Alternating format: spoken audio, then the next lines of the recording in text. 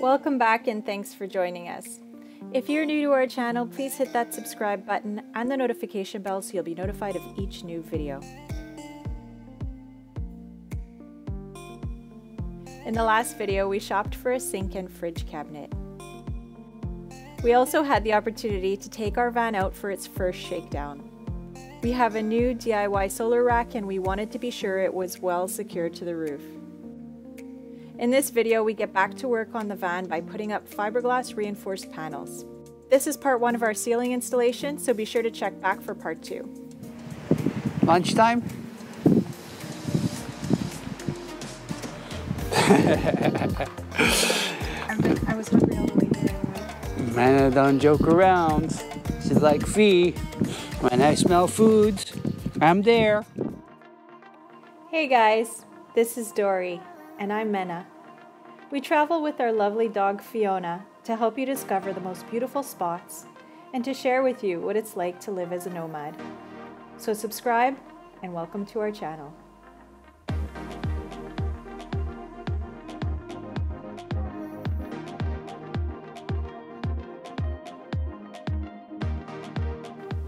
If you're interested in paneling your van ceiling with fiberglass reinforced plastic, here's what we use to make it work. 3 pieces of 4 foot by 8 foot Glasliner brand FRP panels, 3 plastic trim joints, 8 feet long, an aluminum Drywall T Square, clamps, a utility knife and fresh blades, screws, a drill and circular drill attachment, and finally a jigsaw and personal protective equipment. So yesterday was a success. We took the van out for a nice little shakedown. We wanted to test the solar rack, so it was awesome. You notice we removed all of the furniture because nothing is attached yet.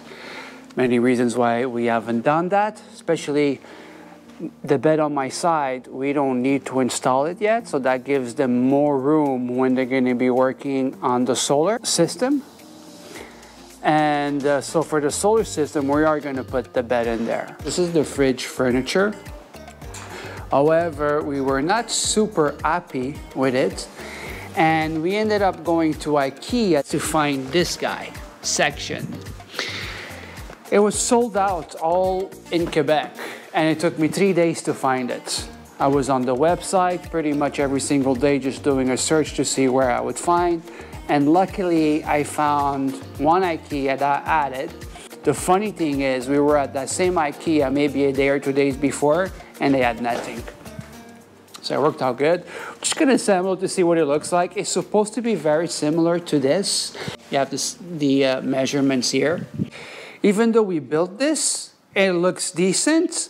We're just not sure of the end results when we're gonna put the panels on the side. So at least with IKEA furniture, it's gonna be easier to have something that looks professionally done. So this is Glasliner FRP. So it's fiberglass reinforced panel and in white. This is what we're gonna use for our ceilings. We have an idea how we're gonna attach it, but that's gonna be one of the projects. And also, we're gonna have to figure it out our lights. So we have 10 lights in here. The walls, I'm gonna leave it for last because for the second visit, I think it would be good for the electrician, the guy that's gonna work on the solar, in case if he needs to readjust something, because we did move quite a bit of stuff around here. So, or if we wanna add an extra wire or remove wires, this is stuff that, you know, it's gonna be better if it's not closed. So yeah, things are coming along. Woke up feeling easy, like I'm on top of the world. Leaving all my worries and I'm heading out the door. I think I like the way we vibe. Okay, so I'm getting ready to cut this panel. And at Home Depot, this is the setup they told me to use. So I'm using, we actually just purchased this yesterday. It's a nice, good X-Acto. And he told us to use these blades, LBB. So apparently they're really good, they're super fine, and they cut really nice. So cutting this, you just gotta go back and forth until it gets cut. So apparently it's the cleanest way you could do it, but it might be a little longer, so I'm crossing my fingers that it goes fast.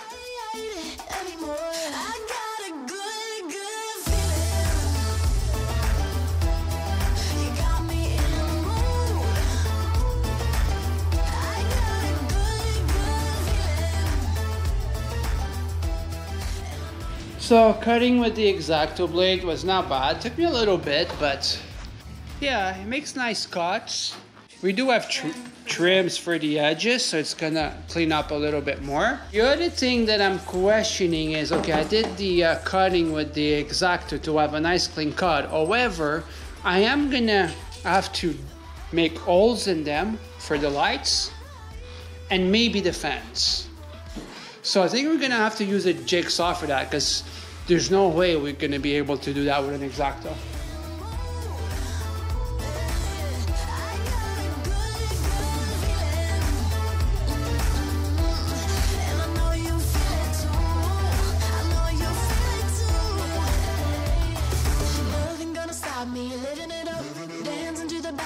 Turning it up, nothing gonna stop me living it up. Dancing to the backbeat, turning it up. Nothing gonna stop me living it up. Dancing to the backbeat, turning it up. Nothing gonna stop me living it up. I got a good feeling. So I've been using the X-Acto blade to make my cuts. It's not bad. We marked here, it should be the entire fitting for this. So it's gonna go like that, and it's gonna tie everything up together. Then we have to figure it out 2 lights, because we're gonna have 2 lights over here in the bathroom. You know, sometimes we feel a little bit overwhelmed, not knowing what's the next step. I always remind myself that this is the first time I'm doing this, you know? Before this van, I was actually intimidated by power tools. I never used power tools in my entire life. Like a circular saw would scare me. A miter saw, by God, forget about it, right? And now I'm comfortable, so it's good to be pushing those limits. But you learn as you go, you build confidence, and you move on. So we had a little scare. Mana went to the gas station, and the car wouldn't start. So anyway, after 3 tries, she was able to start the car again. And this was after calling CAA, and the guy was on his drive there. So it's a little scary because we're an hour away from home and there's a curfew.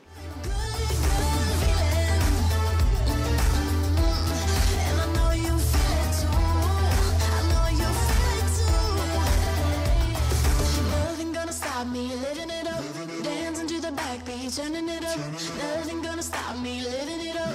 Dancing to the backbeat, turning it up. Nothing gonna stop me living it up. Dancing to the backbeat, turning it up.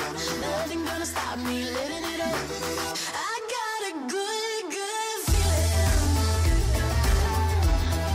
You got me in the mood. So we're finally done for today. Sometimes it's worth trying things that you think it might work than following advice people tell you. But anyway, I started cutting these panels with an X-Acto blade. I mean, it did the job, but it took forever. So I was told not to try with the jigsaw because it would splinter, it would be terrible. Anyway, I ended up trying on a scrap piece that we had. This is the scrap piece, and this is where the fan's gonna go. So I ended up trying over here with the jigsaw, and honestly, it was a metal blade, super thin, little teeth. It was this guy, thin metal blade, and it cut like butter. No worries. It does make a lot of, a lot of fiberglass dust, and it's not good for you, but we had masks on. But it did save quite a bit of time. So now we're trying to fit this. This fit, but we're pressed for time today. No. Second time now? Should have left it running. Where's the keys? It's in the car. They're in the car.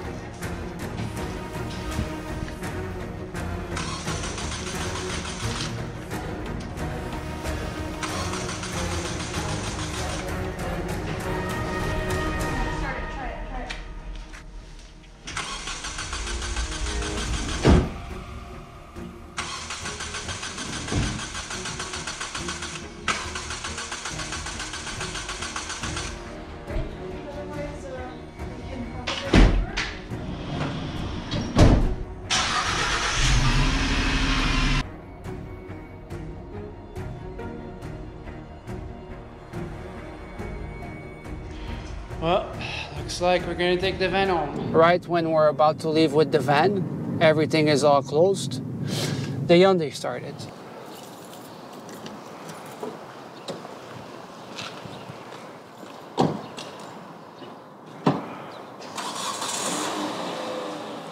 She started.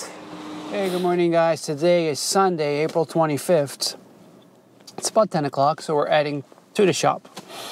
So the car started, that's a good thing. Yesterday was just a mess. The car did what it was supposed to be doing. We made a copy of the key for the Hyundai. It's a 2007. So the keys, they look the same. If I put them side by side, they look identical. Except one of them has a little chip that we don't see. So you could try anything on the car, it would not start. And that's what happened yesterday. Man, I got confused with the keys. It's the second time that this thing has happened to us. So anyway, we brought the van down.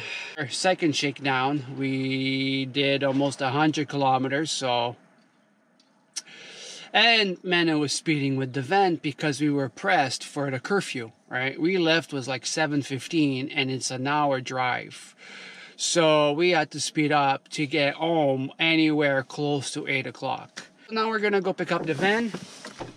We stopped at Super C grocery store to get our lunch, dinner for today. And yeah, so now see you at the van and then see you at the shop. There she is. The good thing about bringing her down yesterday is that, you know, she needs a little bit of rolling time. It is a 2-year-old car. It's a 2019, and she doesn't have a lot of kilometers on her. She's been in the shop since December. It's good to get the fluids going in her system and replace that old fuel with new fuel. And just like that, we're back at the shop. I want to talk a little bit more about the ceiling panels. We decided to use Glasliner FRP for many reasons. First, it's light, easy to clean, easy to work with. Even though it's easy to work with, it took us 27 hours and a half to complete the entire ceiling. We ended up purchasing 3 sheets, including some edge trims to complete the entire ceiling. Even though it's straightforward, it does take some thought to complete this task. Here are a few pointers. Don't be afraid to add extra furring strips if you feel that the glass liner will be droopy. You want the glass liner to be nice and straight. When installing your glass liner, try to use big pieces. The bigger the better. The less cuts you make, the easier and the cleaner your job will be. We use the ladder as a support to hold the glass liner sheets. Holding your hands up for 15 minutes is no easy task. Cutting the glass liner was easy, but a little bit challenging. At first I started with an X-Acto blade. It did a good job, however, it was long. After that, I tried with a jigsaw. It worked fine. The downside, it created a lot of dust. Make sure you have a good mask. Even though I was using this mask, I still felt the fumes. Always cut your glass liner a little bit bigger and then bring it back in for a fitting and trim the unwanted parts. It's always easier to remove than to add. When everything is fitting just right and you're happy with the results, it's time to secure the glass liner. We simply screwed it in to the furring strips, start in the middle, and then work your way to the sides. And then use the edge trimmers to connect the panels together.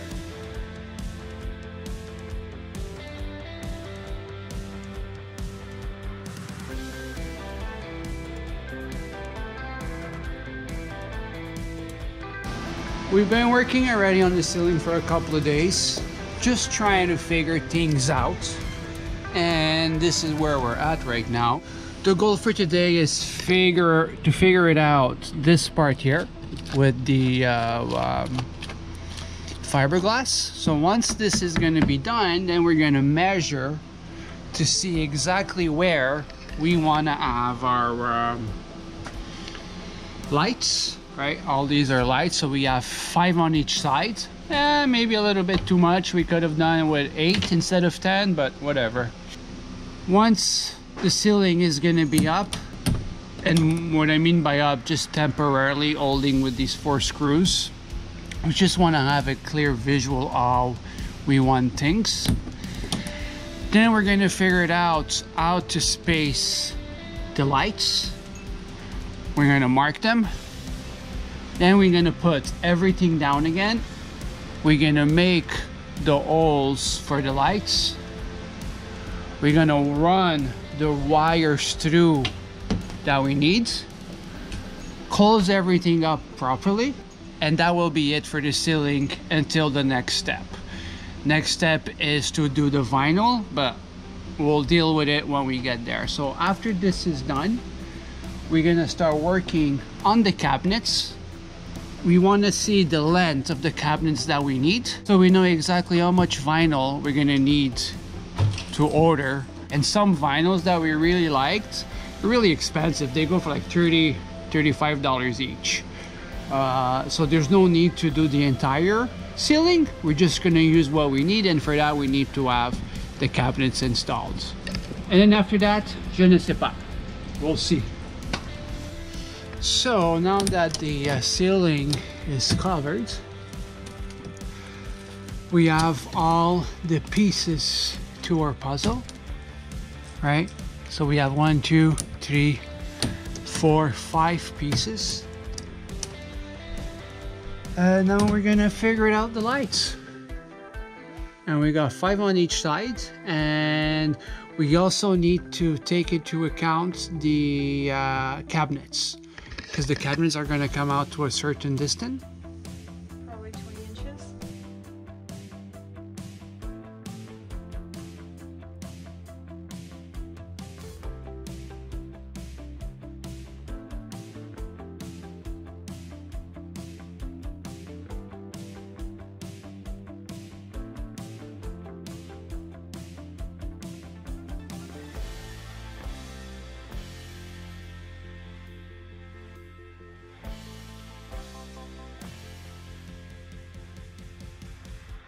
We got a ceiling. Do you know how many hours it took us? No, we didn't even count, huh? A lot of it was trying to figure it out. The only ceiling that we saw was on Gaetan's video, and we really loved the idea.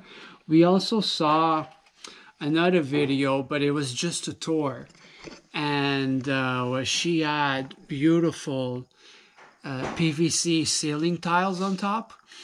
And that's what we're gonna use to glue, and they're gonna have some sort of a texture, so it's gonna hide all the nails and all the imperfections. I mean, it's two amateurs doing this, and we're learning as we go. And the thing that was a little bit annoying is that you're working on the ceiling, so your hands are constantly up, your shoulders take a beating. So try to find ways to support to give your arms a break. Because, I mean, you're working with a van and not everything is square unless you have the ProMaster. So you see, there's a lot of measuring, cutting with some wires. There's nothing you could do about it, right? So they stay there. We did cut the PVC around it. I mean, we did a hack job with the cutters just to protect our wires. Anyway, I'm not too worried about it because they already have some sort of conduit, but still, we want to be on the caution side. So that's the big job with this kind of ceiling. Easy, but a lot of work. The lights also fit perfect. Like I was mentioning, we have 10 of them. Our fan fits perfect because we used this guy, right? So now next step is put it in there, you trace it, then you cut it. So it's gonna go. Probably we're gonna do that after we glue the PVC ceiling tiles. We purchased three sheets of Glasliner. Each sheet was about $68. Okay, so and 68. then the joints we bought, I think we bought 4 of them, I think. Yeah, so we bought a couple of these joints too as well. Our next step will be the cabinets. We already have a good idea how we're gonna do it. We already figured out how many PVC ceiling tiles we're gonna need. And we have our 2 pieces of furniture. So one that's gonna go here that we have to mount it.